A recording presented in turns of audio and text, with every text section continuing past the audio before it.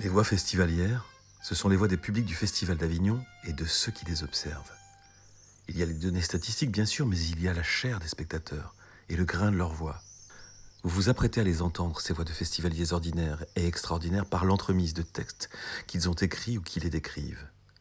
Ces textes sont des sociogrammes, des extraits de thèses, d'ouvrages, d'entretiens et de notes issus des cahiers d'observation des chercheurs présents sur le terrain du Festival d'Avignon depuis plus de 20 ans.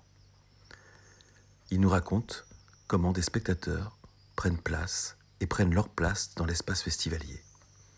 Les événements relatés ici se sont donc vraiment déroulés et les personnes décrites ont toutes existé, même si elles semblent parfois avoir quelques ressemblances avec des personnages imaginaires.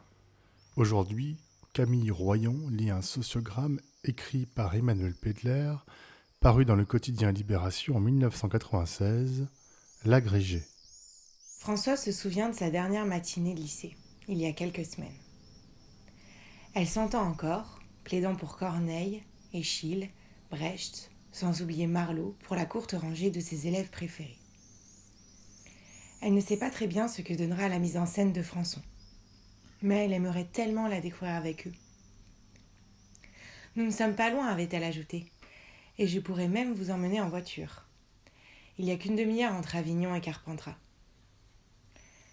Sans vraiment faire attention à ce qu'elle disait, Françoise sous-entendait sans doute par là qu'il ne pouvait y avoir qu'un petit nombre d'élus, une seule voiture, les autres s'excluant par un libre mouvement d'indifférence. Elle poursuivait. Ce sont des pièces un peu difficiles et trop de sourires narquois ou frondeurs en réponse. Durant la semaine qui suivit cette fin d'année scolaire, Françoise reconnaît même avoir cauchemardé ces dernières heures de classe qu'elle désirait cordiales. On a rarement l'occasion de partager ses passions. En 10 ans, elle n'avait réussi à attirer que 2 de ses élèves. Mais ils sont venus 3 années de suite.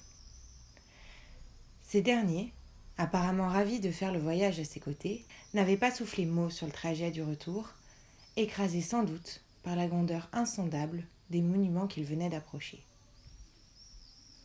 En fait, Françoise pense qu'elle ne s'y prend pas encore très bien.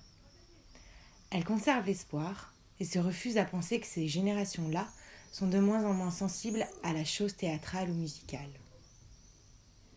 Elle avoue que lorsqu'elle arrivera à surmonter l'aversion que lui procurent les musiques et les jeux électroniques, dont cette belle jeunesse est entichée et qu'elle ne comprend pas vraiment, un cap sera franchi.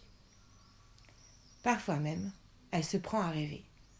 Elle parcourt les labyrinthes du Hof, explore les éruptions et les résurgences du Yin, à l'affût des regards de ces adolescents inconnus qu'elle croise avec l'espoir de voir apparaître sur leur visage rigolard un signe de connivence modeste mais sincère.